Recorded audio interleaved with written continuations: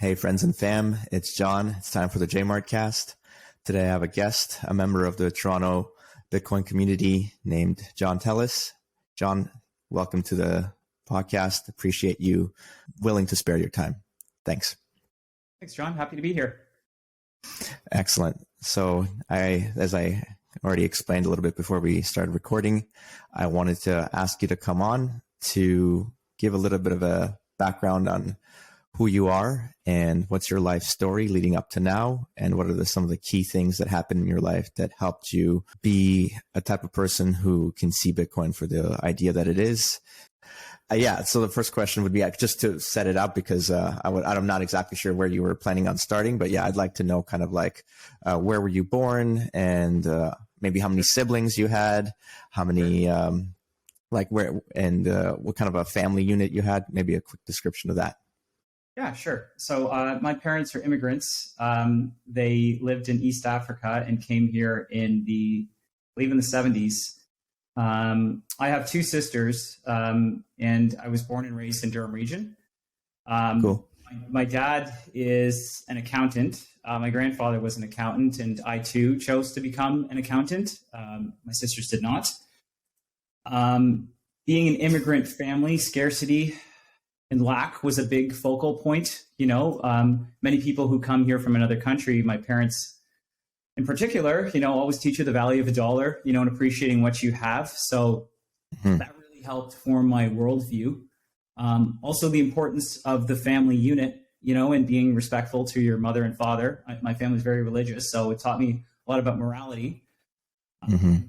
But one thing that always held me back was my family's lack of willingness to take risks. I believe, safety was paramount. And so if you had money, you saved that money for a rainy day, you deferred spending for a future point. If there's something with an uncertain return, like a marketable security, a stock, for instance, that was something maybe to put a very low allocation to.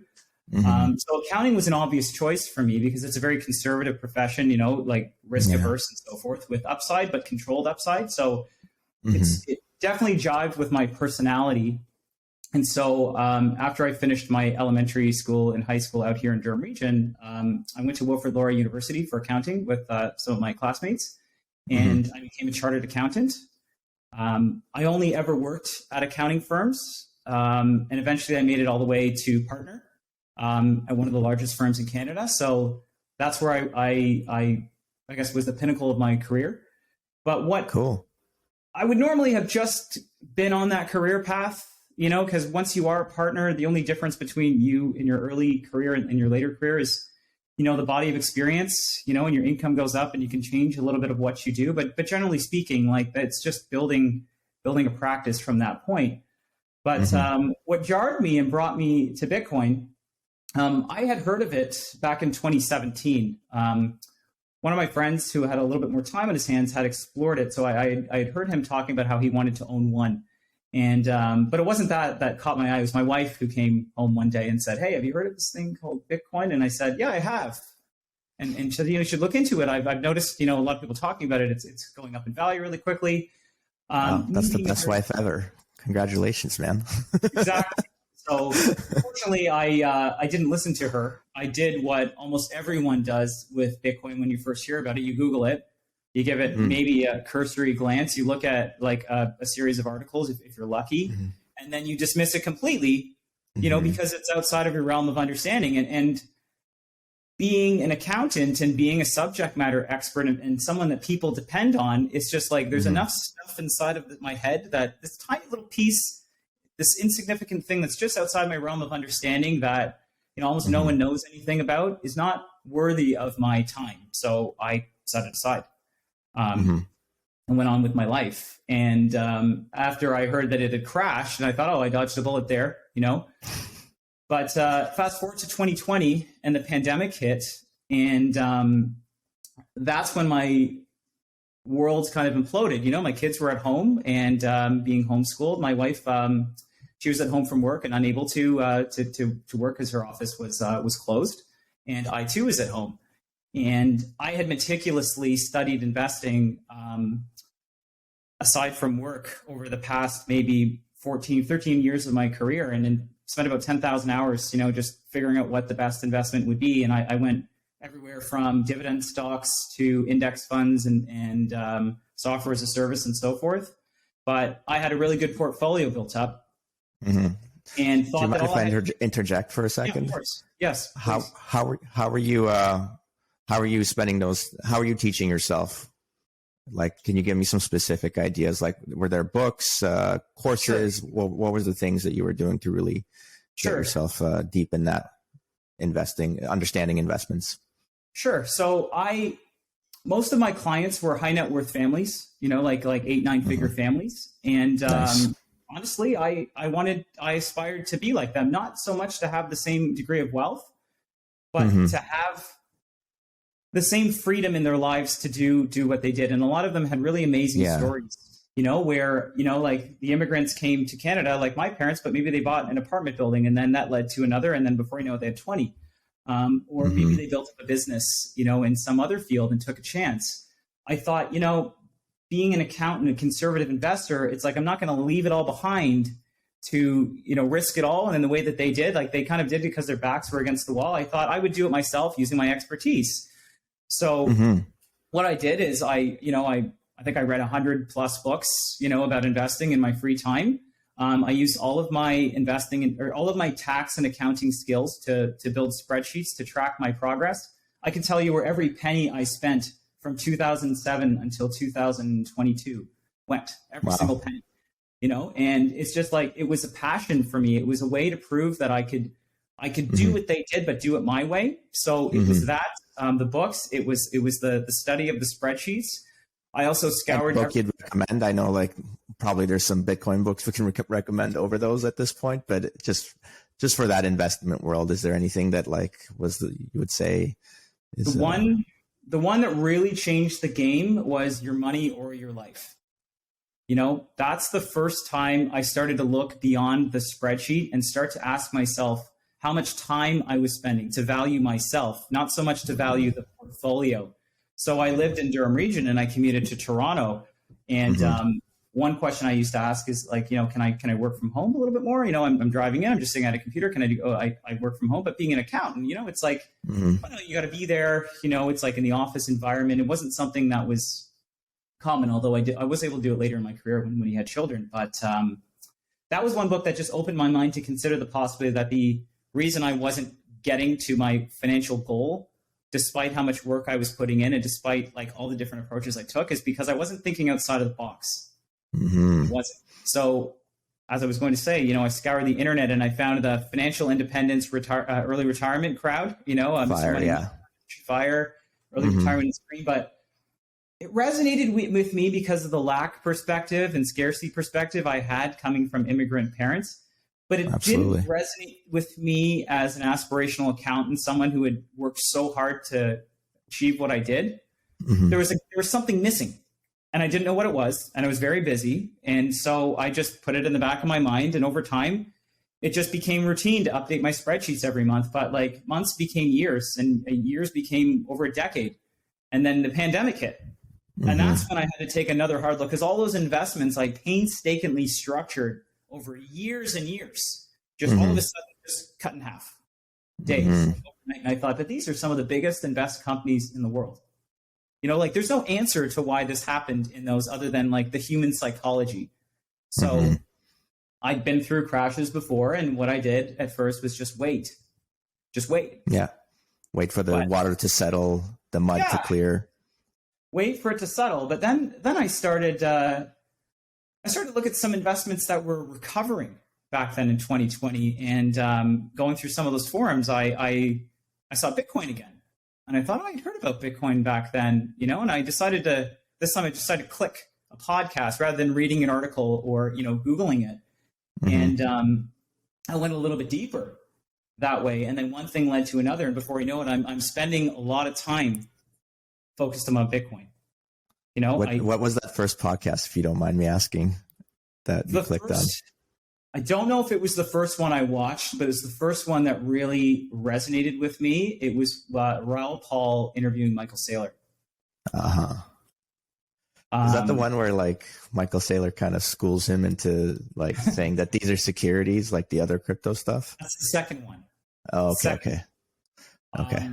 The first one was one where he had purchased some back in August of 2020 and issued a press release explaining what it was, but did not do the podcast with him until later. I think it might have been September, October of that year. I'm not sure.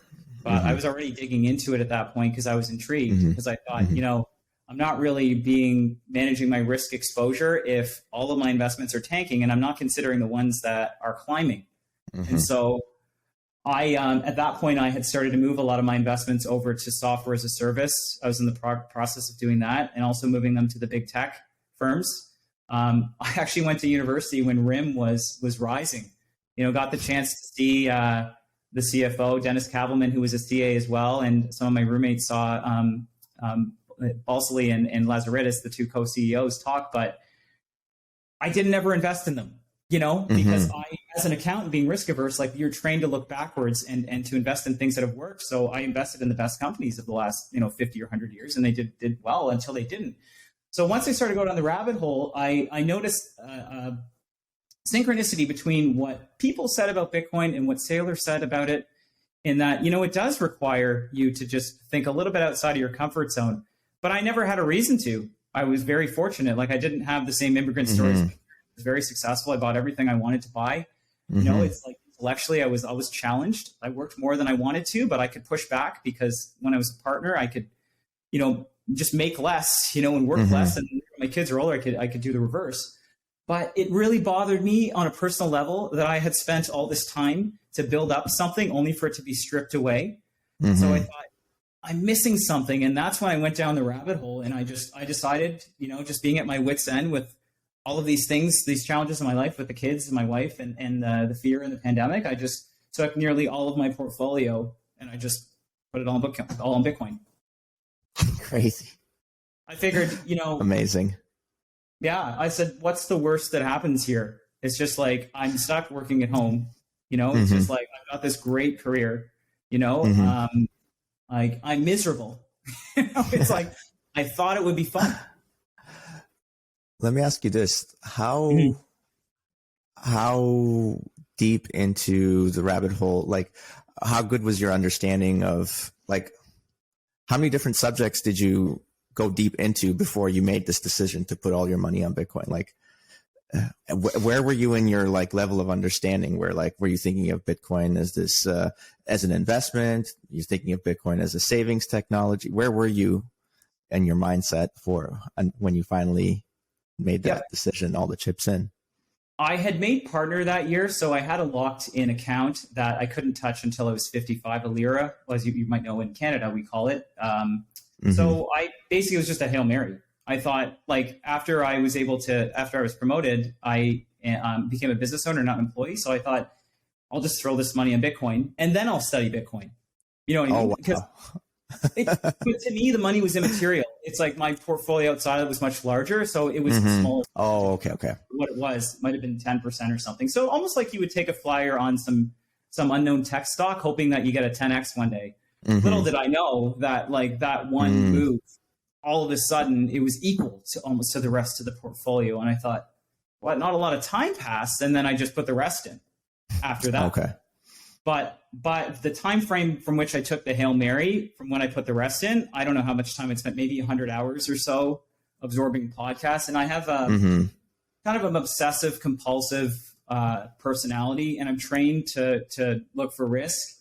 So I first looked at it as an investment. Right. But if I stopped there, I wouldn't have put anything more. Okay.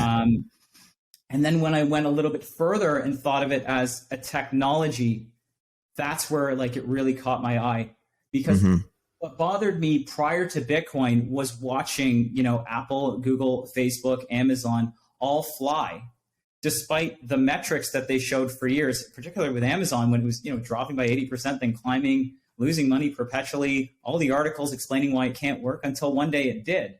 It's like, in one quote that Saylor said that really spoke to me, he said, new technology is indistinguishable from magic.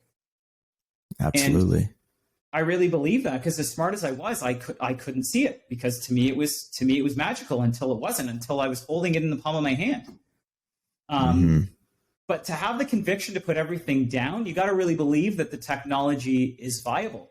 And I wouldn't have ever considered myself a technology investor. So what I did is I just, in almost all my free time, like day and night, now that I'm at home, I'm just not doing anything with the kids or anything else, is just absorbing podcasts. And 100 hours became 1,000 hours. 1,000 hours became, I don't even know, 3,000 maybe over the past 3 years, where I bought every book I could buy on Bitcoin. I read every article. I went on Twitter and followed all of the influences. I told all my friends. I told all of my family. No one believed me. And I knew I was onto something, because I couldn't convince most people to even buy $1. And then I thought to myself, maybe my lira is immaterial to me, but I know that $1 is immaterial to most people. So if they're not buying $1 after me going on long diatribes such as this and explaining, like the beneficialness of maybe taking a Hail Mary, they wouldn't buy $1. They wouldn't buy the idea. So it wasn't the investment case that was holding them back. It was the idea they couldn't grasp. And I thought, that's more conducive to a technology. That's more conducive to magic, just outside of your head. Interesting. So, that's a good way of putting it. Yeah. So I went down that road. And then all of a sudden, very fortunately, like the financial targets I'd set for myself, I always wanted to retire in my 30s. But I wasn't quite there. It's like, you can probably relate with young kids. It's like the hedonistic treadmill. As my kids got bigger, they needed a little bit nicer bike. We needed a little bit bigger car. Nicer trips and so on. And I realized it's like the nut keeps growing. It never stops. And I could have done it, and I would have lived a life of Mr. Money Mustache, in which like our expenses are fixed. But it's like our lifestyle inflation keeps going, not because of finance. It's just because we want to expand as my kids grow. It's like, I don't want to teach them to just stand still. Philosophically, it seemed wrong to me. So I resigned myself to just keep working and just figure out a way to have work-life balance.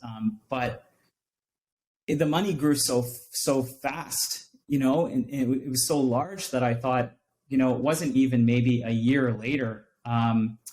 A lot of the drama with like the pandemic started to hit my firm.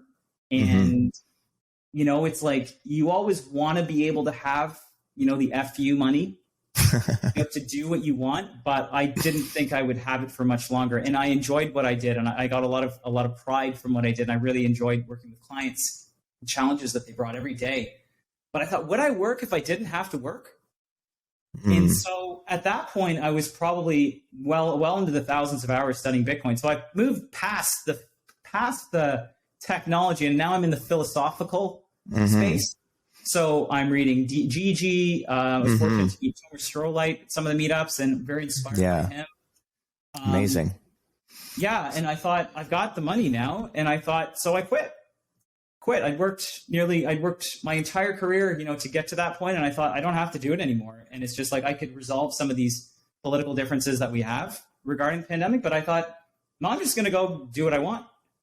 And the last year and a half, 2020 to 2021 2022, I would say were challenging. So I thought I owed it to my children, if I ever had the money, not necessarily to buy them things, but to buy time. Time. Yeah, man. That's what money is, time, right? That's why we try to make money.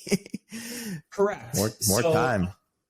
And I thought, I can buy the time and I can have it maybe when I'm 50 and lots of time and more money, or I can leave now and maybe not have quite enough to last forever.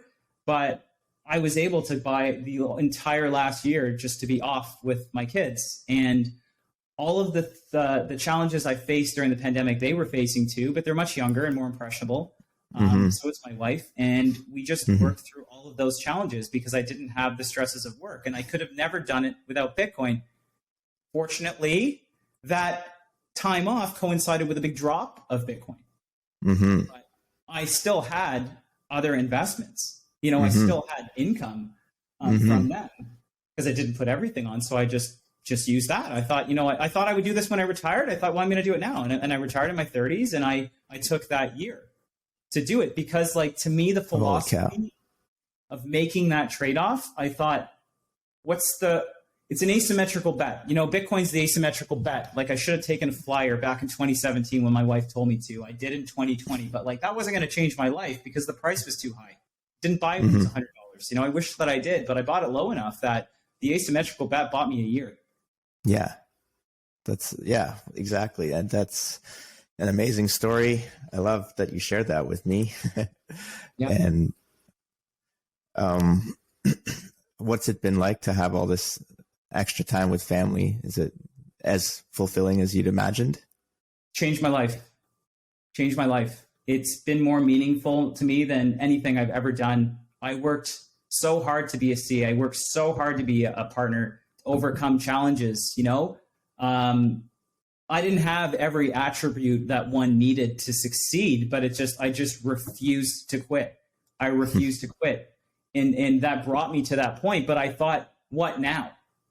It's like the what now, like money never motivated me. Although I was an accountant, it was my job and I love my spreadsheets. It's just, that was the first time I didn't even care that the price was going down because of what I was like, the energy I was earning with my children, with my wife. It was so precious to me. I never even knew what I was missing because I'd wake up, you know, kiss my kids on the head, drive to work, you know, come home, maybe have dinner with them, maybe not, take them to an activity, watch a show and go to bed. And my life was just on that loop, you know, like an office space. My accounting prof always made us watch that in high school before he went into accounting, maybe to warn us. But you blink and your life is over. So I found a lot of value in things I didn't consider. So I thought this asymmetrical bet was totally worth it, even if I'm kind of right back where I started in terms of my portfolio, because I got that freedom. But what changed now is that, you know, I've had a lot of offers to go back, you know, and to go back and to make more money, you know, maybe because since the pandemic has been upon us, it's like it's changed the game in terms of office workers. People don't necessarily want to go back to the same job that they had, nor for the same pay, and there's a shortage. Meanwhile, we have all of this great technology out there that we were averse to use. You know, accountants are very old school; it's a very old profession, but right. That technology had been in place maybe 9 years to do things virtually, but until there was a need, it wasn't embraced. So until there was a need for me to embrace, you know, the asymmetrical bet, I didn't. But I thought Bitcoin changed the way I think about everything. You know, I questioned some of the relationships I had with family and I ended them. I had questioned relationship with friends and I ended them, colleagues and I ended them with my own health and did that. And I thought, if I go back to the same job, it's like I'm looking backwards once again. So what I did instead is I thought of a better way to do the job that I once did using technology and realizing that most accountants, you know, are so busy with like the next deadline or like the client emails or the phone calls, the pressure, they don't have time to think about that. And the best move I ever did was think outside the box and invest in, you know, a digital asset like Bitcoin and invest in scalable software. So what I'm doing now is launching a business with a friend of mine who we reconnected last year to do that very thing. So not just to come back, you know, and be like, oh, well, I made this money and it's great. You know, maybe I'm only going to work part-time for you. I thought, why don't I come back and do what I did and prove to my children that it wasn't a waste? You know, for all those years, I didn't think outside the box. I took what I knew, acknowledged the mistake that I made, took the new pieces of information I learned from thinking outside the box and make it into something more lucrative. You know, Tim Ferriss talked about the 4-hour work week. It's like, he made good money doing that. But I think he made more money from just that idea. You know, the idea that things can be done more efficiently. And that requires you to reach into the future, into the abstract. You know, because people thought he was crazy, just like they thought Mr. Money Mustache was crazy. He probably makes $1 million a year now from his blog. You know, just by, you know, doing what he wanted to do and having the guts to be first. So that's my agenda for 2023 is building that business, which we've been doing and launching it, and just testing it to see if, you know, we can be that disruptive technological force in the accounting world to apply what I learned. That's amazing. So Bitcoin lit an entrepreneurial fire in your chest. Yeah, and I even you know, when you said come on this podcast, I want to do a podcast. It's like what inspires someone to make a podcast to talk about something? It's like an investment, sure, but there's lots of them. It's like there's always just been something more to Bitcoin. And I think for me, it's like, it makes you realize that there's something more to you. You know, it's like, it's almost a reflection of like all the things that you could be, that you aren't, because you're not questioning it. I noticed the same thing in all the Bitcoiners. They all have an origin story, like I said, that it just means more than, oh, I bought it at a low price and sold it at a high one. It's just like, that's not the story. I'm not never selling. Exactly. It's just, it means so much more. In the philosophical perspective, I feel like I've barely scratched the surface. But when I see, you know, Michael Saylor, a guy who's a billionaire and spends his free time, you know, evangelizing something, he doesn't have to do it. It's like he's risking his reputation, perhaps, if it goes down. And I can appreciate it takes time for these cycles to flesh out before, you know, it's obvious to most people. Just like the same thing happened with the Google, Apple, Facebook, and reading his book, The Mobile Way, he invested in them early. You know, he put 50 million in, turned it into 500 million, you know, but he could have stopped there. They're probably worth far more than that today. But he thought, no, the next thing that's there is more important than any of those. So at least so he believes. And he goes out there. Hope, yeah. It's hope.com. Yeah, and he's selling hope. And some people might say, well, you're crossing the line, you know, it's like you're shilling something, and like time will tell if that's true or not. But I don't believe that. You know, it's like you could have made that argument about some of those tech companies. You know, it's like when people are saying like, it's like Apple's going to be the biggest company in the world. It's just like, it's going to be the most powerful. And it was, you know, and it is. So I wouldn't say that you should do what I did. Not everyone is in the same financial position as I was, you know, and it fluctuates rapidly. But to not buy $1 of it, to not look at a podcast, think about it a little bit more, to me, you're just missing the next phase of like that wave. Yeah, definitely. I think that idea of it being an asymmetric bet and that you've got nothing to lose and you're at more risk at not looking into it, that's a good idea. If you want to be a little bit more philosophical, I do like to push the idea of the separation of money and state. I think that's an important idea. It's a deep idea and one that like is never going to die now that it's out there. You can't kill an idea, right? You can kill the man, but you can't kill an idea. And this is the idea that I think is going to help push humanity forward if we're going to get like into Bitcoin philosophy. We had a lot of success with separating church and state. I think that overall was a benefit for humanity, just for everyday Joe Schmo, from them to the top leaders. And I think the same can be said that will be true of when we separate money from state. I 100% agree with that.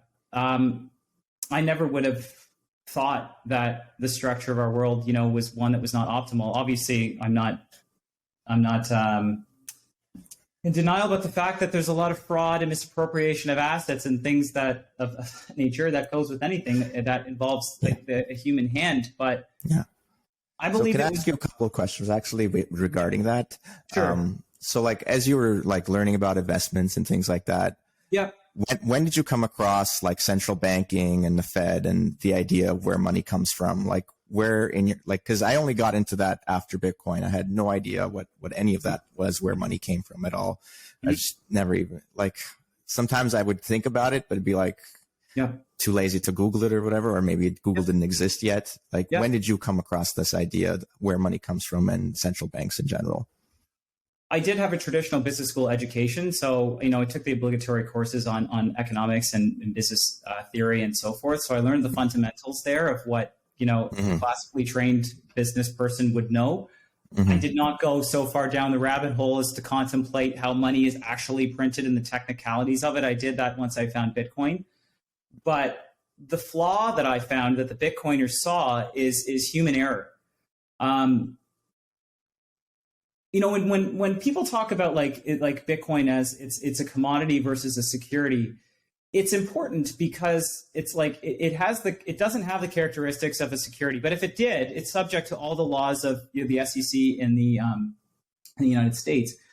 It's different in Canada, But it's like those laws are in place so that people can't manipulate it, therefore like a centralized authority can alter it in some way that would benefit themselves and their friends.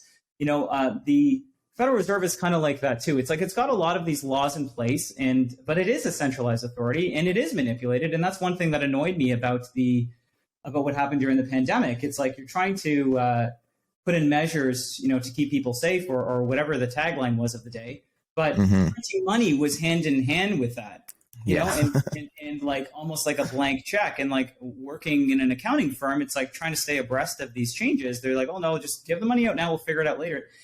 To me, it was never more obvious that the human hand there is just like was doing more harm than good. I don't envy the position that the politicians were in. I would not want to be in it myself. And I don't know that they knew that when they were elected that they'd ever face something so challenging.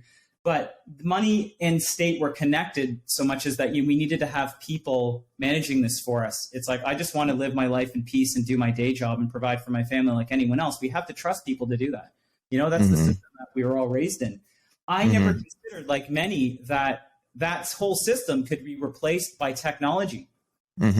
So church and state, it's like are separate, yes, and so you're free to explore whichever spiritual path, let's say. Yeah, I'll say that you prefer. It's like it's not going to impede your I guess your ability to earn money in the system. But it's like try doing that, not using dollars and using like this internet money that people are actually using for gambling or for other purposes, maybe the black market to buy things. Try doing that just legitimately. A lot of people just think like, no, we need the state. We need some people who are elected to keep it running smoothly. But I thought, it's not running smoothly.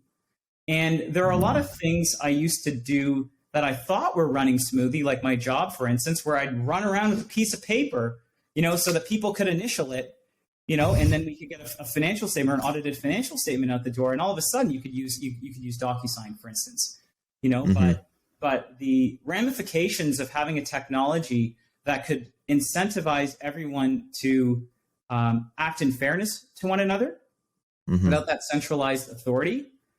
In theory, that would be a better system if it could be embraced by the population. And what it would do is not have that trusted intermediary between like you and me if I'm transferring you something, so we can deal with each other more freely than in that system. It's an inconvenience. Well, there's many benefits. That's one benefit. I mean, another one is that like the people in control continue to inflate the supply and never cap it. It's possible, but Bitcoin's design makes that possible based on my study of it. Yeah. No, so I'm talking about central banks, right? Like you're saying switching over to a Bitcoin system. You mentioned one of the benefits, and I said there are many more. Right. The other one is that you can't inflate the supply, which is what happens with the current fiat world, right?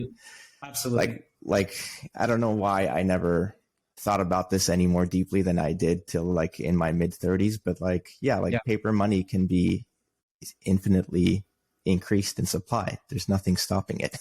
I don't think most of us had to think about it. I think being in Canada, we were very lucky. There's a lot of social support here for those who struggle, and for those who aspire to do a lot with their lives. There's like a lot of incentives for you to succeed. But when you start to look at the price of groceries the last 2 or 3 years, and it's inflating far beyond what your paycheck is. Meanwhile, there are some so-called risky assets that fluctuate in value, but largely keep up with that. You have to start asking yourself some difficult questions. It's like, because I was fortunate, but I looked at what I was earning and how much it was increasing, and I thought my spending power was actually going down. How is it going down? It's like, yeah, well, I have more money, but somehow I have less effectively. Correct. So I thought it was a function of savings. I got to save more. It's just like, but being a saver, so you were punished. Absolutely. You're getting a very small interest rate on your savings, but the inflation rate is far higher. And then I started to look back, as I am apt to do, at like how the increase in money supply was correlated to the increase in the stock market. And if you go back almost since the early days of the 1900s, and records there are a little spottier than they are now, but it's like it's almost completely correlated to it. It's like an 8% increase in the money supply every year, and it's lumpy. It's just as the average. seems to be the same. But all of a sudden you see a 30-40% spike in 2020. And fortunately, I saw that same greater spike, in Bitcoin, but most people didn't. Most people didn't see that spike. It's like they don't have savings, they don't have investments. They have a big mortgage on their house. Their paychecks only went up by 2%. So their money is just buys them less. And I looked at it and I thought, well, that's not fair. That doesn't make any sense, and it's like, I see the need for something to be fixed, whether it's Bitcoin or maybe the centralized authorities just embrace a more egalitarian system. But it's like, I think it's going to take another shock before most people wake up to that fact. It certainly shocked me to my core. But it may be like the egg crisis in the US right now. I don't know how much a carton of eggs costs, but we don't somehow don't have it in Canada. Or we can't get cough syrup for kids in Canada, but you can in the States. I lost my train of thought, but I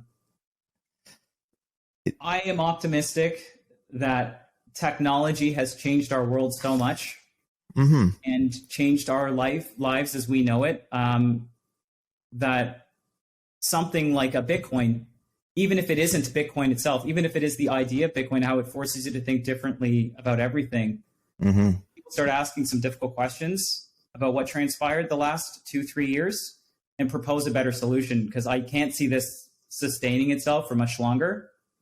And it scares me to think of what the implications might be. Most people don't know what, a deficit is.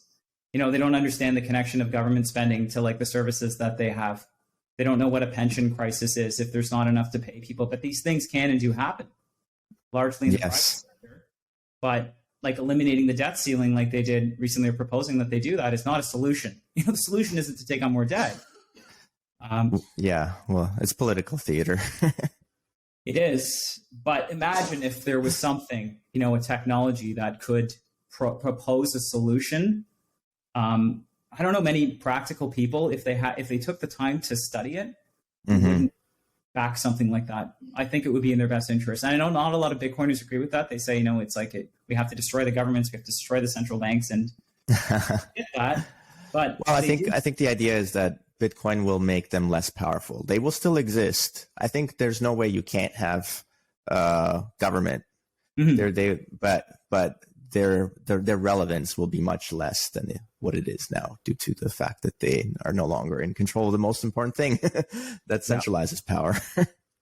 Yeah, and money does corrupt. Charlie Munger once said, show me the incentive and I'll show you the outcome. It's like if all of a sudden there's less of an incentive, to just print, and paper over your mistakes, and to actually instead to deal with them, I think that our society would be run better.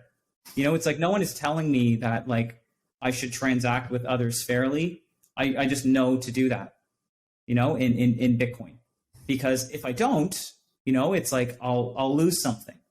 It's like I have that personal responsibility. But in the political spectrum, where every 4 years a new person is elected, it's like they don't really have the same long range planning. No, not at all. They were partially owned by a Japanese company, and I started to look into the ways that the Japanese do business, and they actually make plans for 100 years, 150 years. Really? It's like, so your entire career, it's like you might not see the total arc from the budgeting phase until like the 100th year and where it is. But it's like, you just trust that whatever your role is during your life or your career, that maybe 40, 50 years, that you did the best that you could, and then pass it on to the next person. Yeah. It's like the low versus high time preference perspective that a lot of Bitcoiners have. And like, I can get behind that, but not everyone can. Yeah. And do you think partially it's because it's like we're set up to not want that, kind of almost in a malicious way? Do you see that a little bit? I can only speak for myself, John, but like I was complacent. I took a lot of things for granted. I didn't go through the same struggle that my parents did to leave everything and come here with nothing. But it hit me. Even something like the pandemic, it's like it hit me and forced myself to ask some very difficult questions. Yeah. It's hard to see what's happening, in those areas of the world when you only see them through the lens of your computer or your iPhone. Do you have cable news? Sorry to interject again. Do you watch cable news? Do you watch even news? No. No. How do you get news? What's your main way of consuming news? I used to read the National Post, the Globe and Mail, like the Toronto papers, basically. But a lot of my knowledge of the news was limited to the business section and how it affected my clients. Like obviously, I checked the weather and things like that, but I never really got too involved in the politics of it. I didn't think it mattered too much who was in charge, so much as the incentives were similar across the different parties. But I found that I was getting a lot better news through social media during the pandemic. Yeah, and absolutely. I wasn't super active on social media, but Twitter in particular, I'm looking at some of the perspectives that people had, and it's profound. It's like I always connected like being a professional, like someone who's a professional journalist, being like the authority, well researched, proper education and pedigree and so forth. But I found there'd be a random pleb, who says something so profound that like the reporter might be unable to say or maybe unwilling to say. I don't know which. Right. And exactly. So that's where when I was looking for questions about Bitcoin, if I listened to all the major newspapers, it would say don't do it. And I'm so glad I did. But it was through conversations with people like yourself, that I met, or people that I reached out to people online. Like I messaged them some well-known people and just said, I'm looking for some help. Can you point me in the right direction? People help me. So that's why I can only speak to my own personal journey through that. But I learned the most through social media and connections with actual people than I did from reading the bricks and mortar news stations. Yeah, same here. And yeah, I would say from a personal perspective, if I'm being honest with myself, I was very complacent too. Part of it was, if I were to give myself one excuse, is for a long time, I was just living kind of paycheck to paycheck. So I didn't really have money to save or invest anyway. So it was like not really that important, but definitely could have definitely done a better job of questioning my status quo, and like if what I'm seeing on the news is really like the perspective that is objective, or if it's actually just a perspective that's being given to me to adopt without questioning.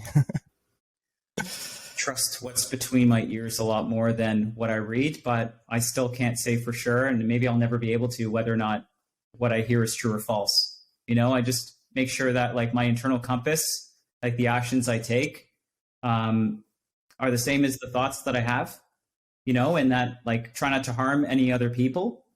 Because I think that you can get just lost in the political divide that seems to consume like most of the world these days, and has for the last 3 years in particular. But I don't think it's constructive to do that. I really believe that technology is apolitical. And if you can get behind an idea that helps everyone, regardless of what side you're on, that is something that should be embraced. But in my experience, that's a very tough sell. As I said, it's like you can't sell $1 of that to people until they have a reason to, until they're shaken out of that complacent state that they're in. Agreed. But every little bit helps, asking people questions like, what made you drop what you're doing and go into Bitcoin? What made you leave your job and go work in a mission, on the other side of the world? It's like, what made you shake your life up when you didn't have to? And if you have credible people who can pave the way and have their actions speak louder than words, that's what incentivized me to do it. I wouldn't have been able to do it if I didn't hear a personal story from someone else who did the same. So I just try to pay that forward, and hopefully there are enough of us in all the different fields, even the non-Bitcoiners. People have something that's bigger than themselves, just outside the realm of understanding that they pursue, that can change everyone. It's like you just need, I don't know what the percentage is, maybe 10% of the population to shift, the rest will follow. Yeah, exactly. And I mean, it